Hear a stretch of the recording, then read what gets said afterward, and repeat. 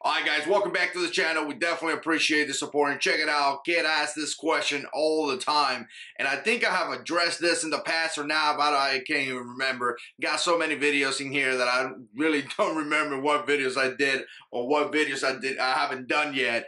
But the deal is that a lot of you guys want to know what's the perfect holster, and I keep telling you guys that it's really not a perfect holster, really not.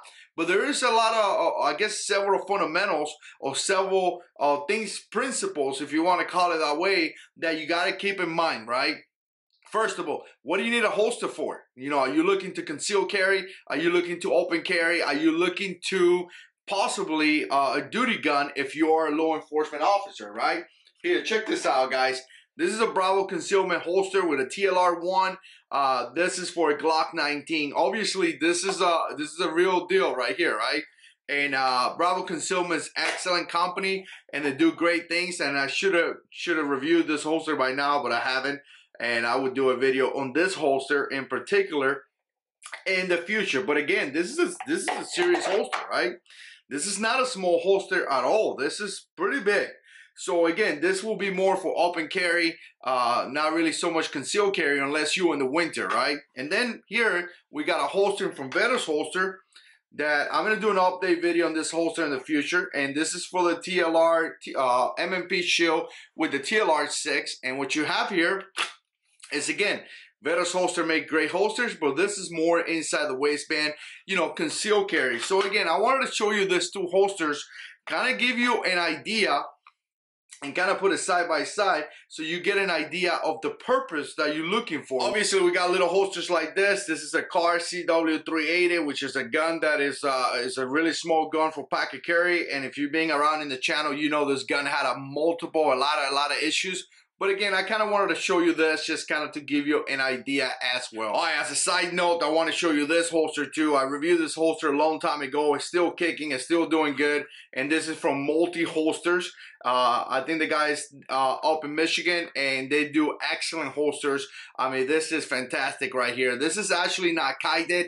This is something else. I think it was called Beltran or something. So different than Kaided. And again, look at the form in this holster. I mean, this holster is fantastic. I'm actually going to take off the TLR6 out of the MMP Shield, and I'm going to go back to use this holster, and I'm going to talk about it in that video when I do that video on a later time. All right, so here's the deal. No matter what holster you're trying to get, I want you to think about this way. And again, some of you guys put comments down below. Let me know what you think. But I want you to think about a couple of components that you have to have. First of all, you have to have good retention. Whatever holster you get, you need to have good retention.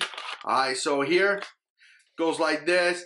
This gun is retained to the holster. So essentially, you want to have good retention. And the biggest thing is simple, guys. If you get yourself in a fight, you're fighting this dude, you're punching, you're kicking, whatever, you don't want the holster, the gun to come out of the holster. If you're running, you don't want the gun to come out of the holster. If you're doing something, bicycling or something, you just don't want the gun to come out of the holster. So retention is going to help you in that. This holster right here, retention is okay. And again, you know, a lot of holsters have this right here, which that means that I could tighten it up or loose it up a little bit if I want. Check out the retention on the Bravo concealment holster. Maybe a little bit too tight now. All right, there we go. So again, you see how that clicks right there?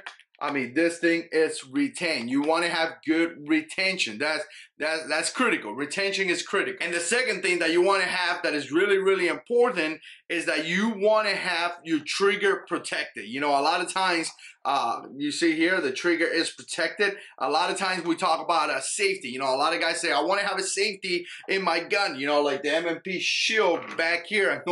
I'm going from gun to gun. But the MMP Shield that I have, it has a safety, right? And the biggest reason why I got this gun with a safety is because when I bought it, there was no safety. But a lot of guys concentrate on the wrong things a lot of times. I mean, it's not so much, I mean, obviously the safety of the pistol is okay, but if you're one of those guys that want a safety, remember this, guys, the holster is really, really important, because if I can click in this trigger guard, the trigger guard is protected, the gun is not going to go off. If you can't put your finger in there, the gun is not going to go off. So a lot of times people waste their time concentrating on I want to have a good gun with a good with a safety, and then they buy a crappy holster. You know, if you're really concerned about that safety, which you should be concerned about the safety of your firearm, get a good holster, because no matter what, no one is going to touch this. This gun is not going to go off. So this is the last point that I'm going to make. Get something that is comfortable, something that fits your body style. It may take you time. It may take you different holsters. It may take you to go out there and do some research. It may take you to buy the wrong holster sometime until you buy the one that is comfortable to you. And now, let me get this straight out of the way. The gun is never going to be completely comfortable. That's just it's not going to be there. I mean, this thing is not part of your body. So no matter how small the gun, no matter what holster, you're always going to carry a gun. You just got to get used to it. But at the same time, get a gun that is comfortable to you so it doesn't really get in the way. You know, a lot of guys carry a lot of stuff. I don't really, you know, I don't really go that way. It's nothing wrong. Now that you're wrong, now that I'm right. It's just that I don't really go that way because I'm trying to make it a lifestyle. I'm trying to make it something that is just like picking up my cell phone, picking up my keys. I pick up my gun, right? So I want to have a holster that is comfortable to me. I understand that it's not going to be 100% comfortable, but at the same time, it may work a little bit better according to my lifestyle. You know, I'm a little bit fat, so I can't wear 1 o'clock or appendix carry. My stomach is going to get in the way, so I may go 3 o'clock inside the waistband. I could carry there pretty well. You know, some guys like to carry outside the waistband holsters. You in the winter states up there, and that's completely fine. Again, you're comfortable carrying that way. So again, guys, I wanted to give you a couple of principles because there's really not the best holster out there. Some of you guys keep asking me, hey, which one is the best holster? You know, some of you guys new to the channel, I know the older guys have heard me saying this. They're just a couple of principles that you got to keep in mind. You got to have good retention. You got to have the trigger guard got to be protected, right? And you know, the gun got to be retained to your body as well. Let me mention that. You know, clips like this, really good, that allows you to carry that gun to your belt and allows that holster to stay in place once you draw this gun. You want to have that holster in place. It's also critical. So there's a lot of components that you got to take in consideration. So again, let me know what you think. Put comments down below, and as always, God is in control.